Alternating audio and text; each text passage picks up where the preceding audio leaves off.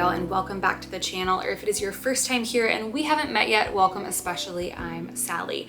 Today I'm going to be hopping into another little Q&A video, really getting to questions that I couldn't make it to in the last one, and then also answering some follow-up questions that came up in the comment section of that video. So if your question isn't answered here, definitely go check that one out. I will link it down below.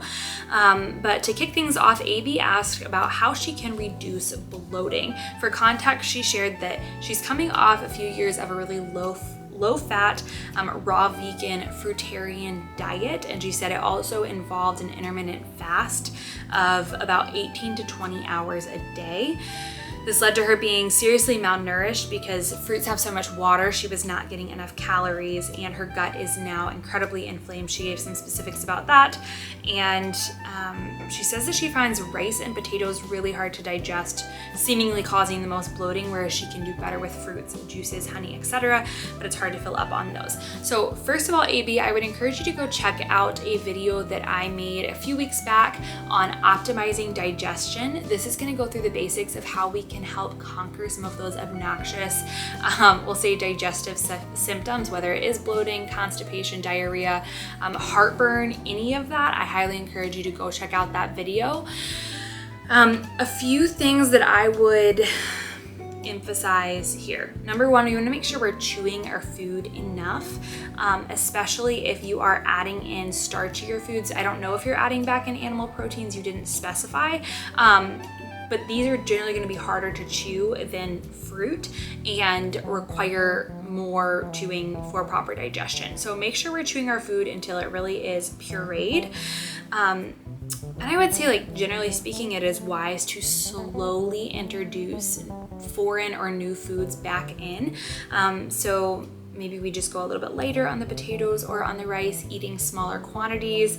And then also dietary protein is going to be really, really crucial to help stimulate hydrochloric acid production. And if we don't have enough hydrochloric acid, we can't properly, digest our food, and that might cause bloating. Seeing bloating from a lack of hydrochloric acid as well as heartburn are very common symptoms.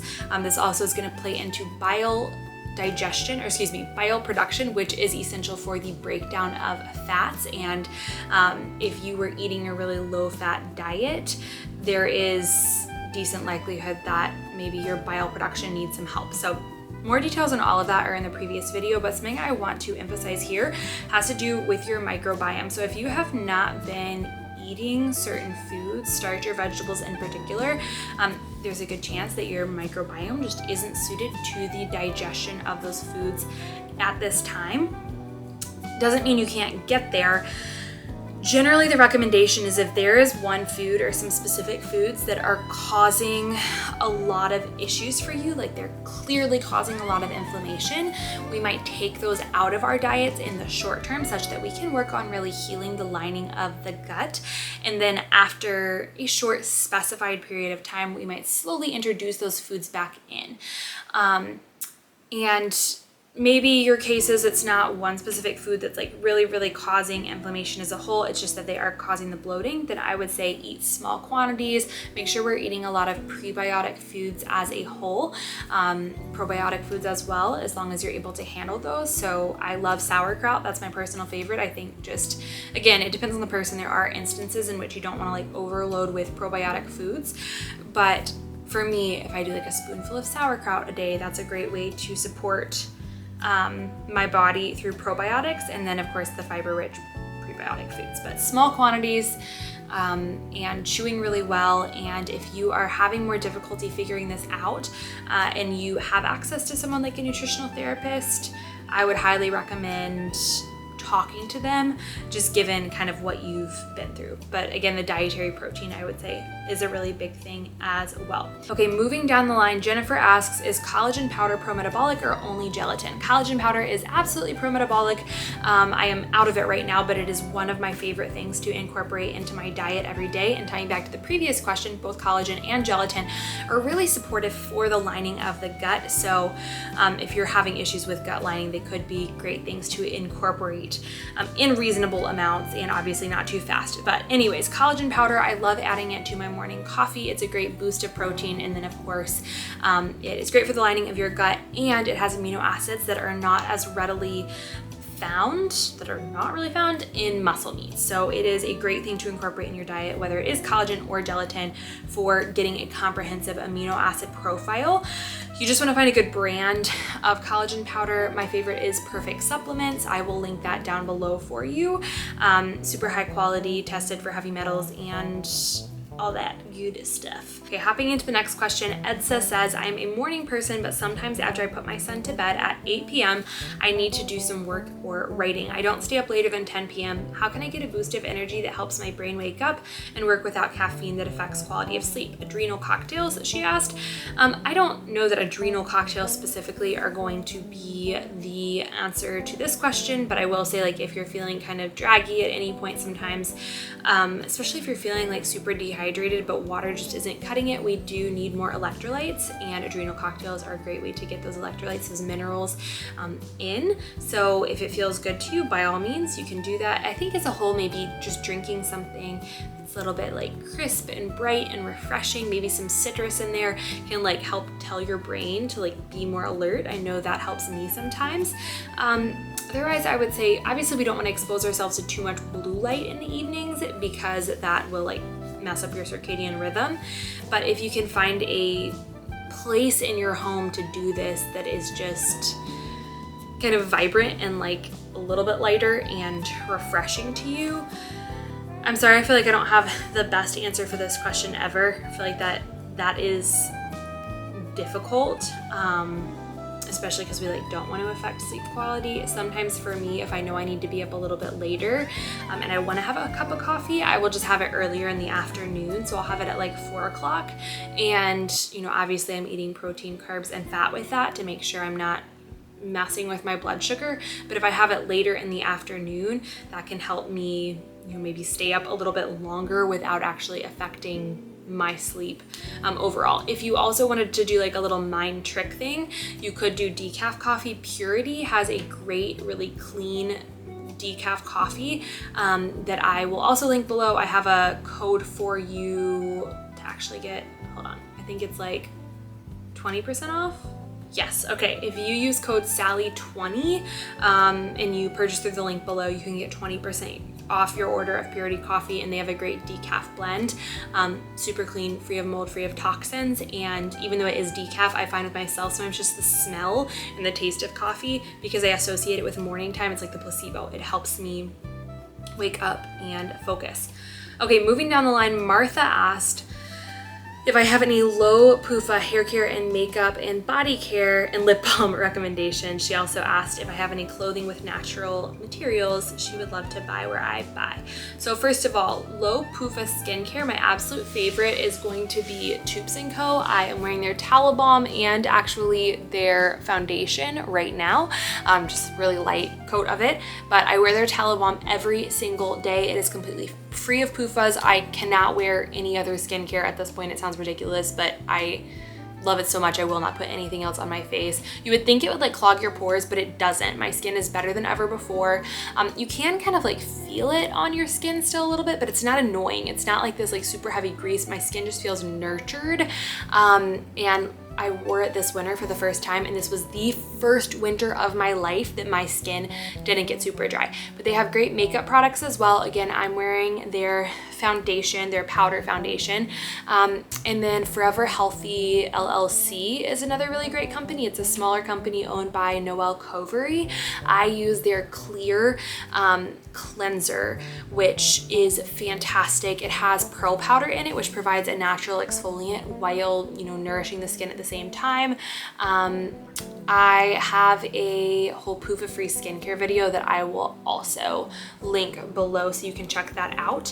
Hair care, I honestly, I don't know how much PUFAs are in this, but it's worked great for my hair. It's the Function of Beauty. I use the eucalyptus and peppermint scent, which is completely free of artificial fragrances.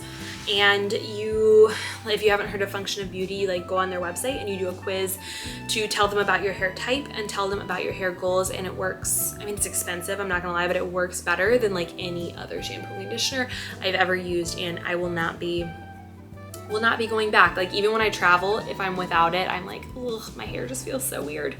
And then in terms of clothing, so clothing with natural materials, and I'll kind of broaden this to say like sustainability as a whole. So to be honest, I am a huge thrifter. That's where I get the vast majority of my clothing. This shirt is an old one from American Eagle. It was not thrifted, but these shorts I thrifted.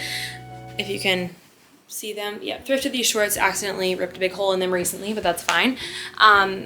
I would say, like, honestly, at this point, I'm pretty proud of it. Like 80% of the clothing that I wear has been thrifted or gotten from like friends who are getting rid of clothing. I have unabashedly profited off friends who are cleaning out their closets. But there are a few brands I really love. I love Madewell denim. Their jeans are fantastic, and you can get them just like 100% cotton. They're really mindful about their sourcing.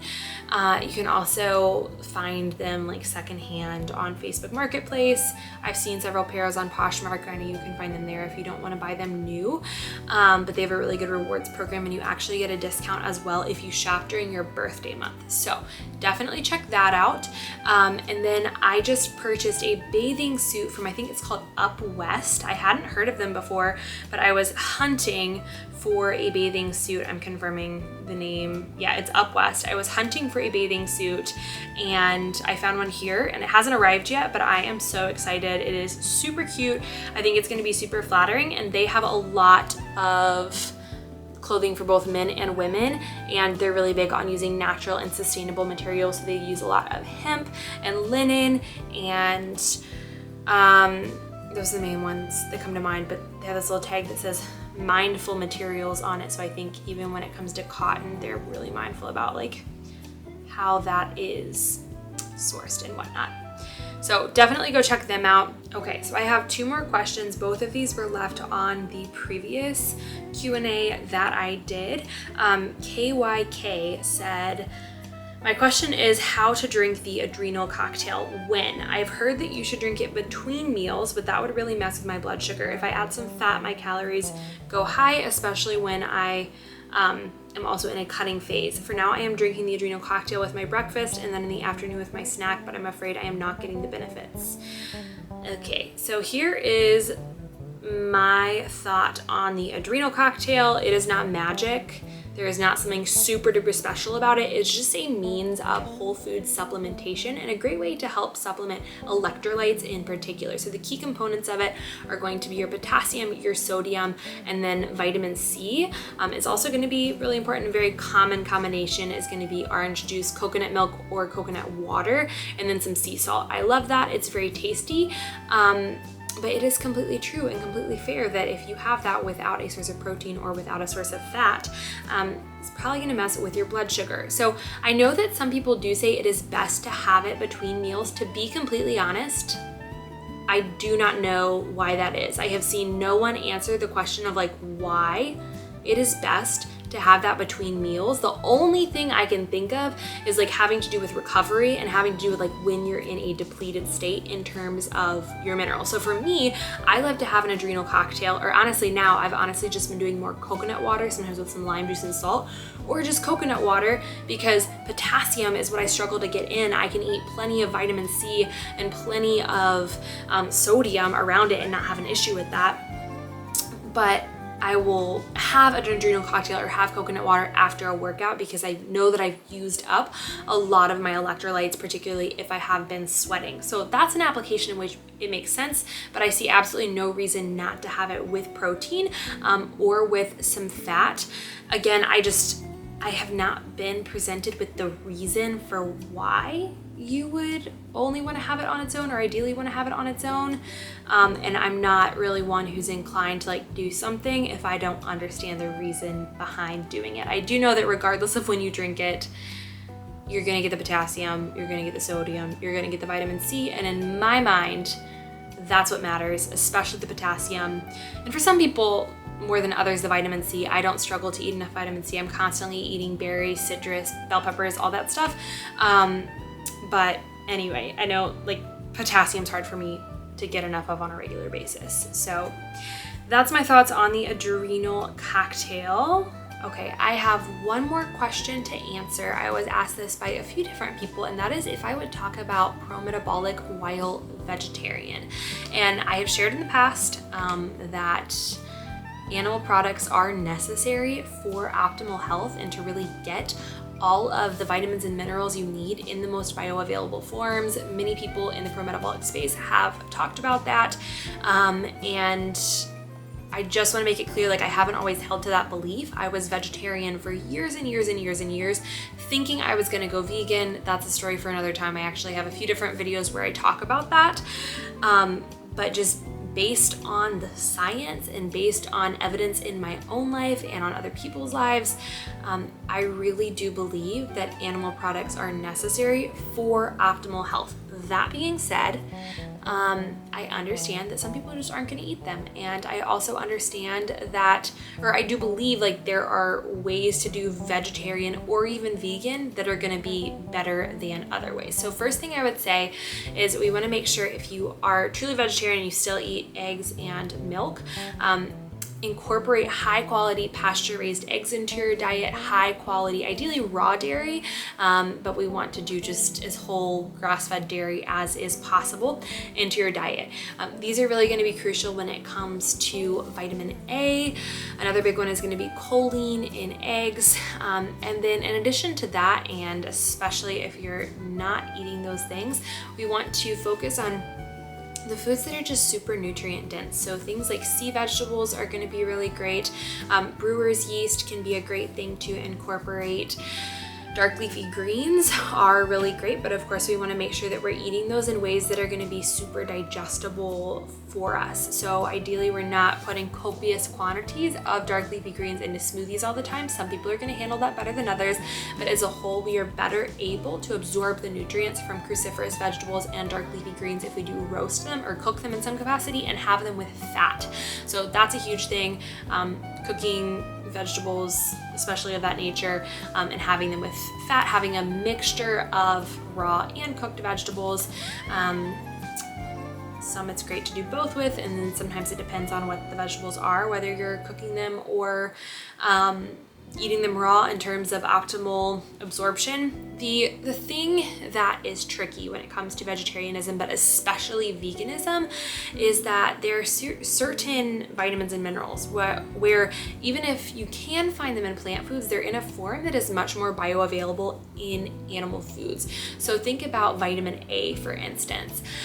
Vitamin A has two forms. It comes in the form of beta carotene, which is going to be found in plant foods, and it comes in the form of retinol, which is going to be found in animal foods. And beta carotene does have purposes in the body. It does have function in the body, but it doesn't do the same thing, doesn't work in the same way, cannot be absorbed nearly as well as retinol can. So it can be converted by the body to do the same thing, to like become retinol, but it is an incredibly inefficient process, and some bodies do a better job of that than others. So that's just one example. B12 is the obvious kind of factor at play here. Eating organ meats or just red meat as a whole are going to be the best sources of B12. If you are vegan, you have to supplement B12. You really have to do that in order to stay healthy and not develop a deficiency. I think there's a little bit less of a risk as a vegetarian, but still it's something to be mindful of. B vitamins as a whole are going to be a lot more difficult to get if you are not eating animal products. So I hope that answers the question a little bit. Just think about getting enough protein, eating foods that are as nutrient dense as possible, eating dairy and eggs if you are willing to eat dairy and eggs. And yeah, I guess that's what I have to offer right now. But I'm gonna go ahead and end the video here. If you have other questions for me, just let me know down below. I appreciate you being here. I appreciate you watching. Please don't forget to subscribe. Until next time, bye y'all.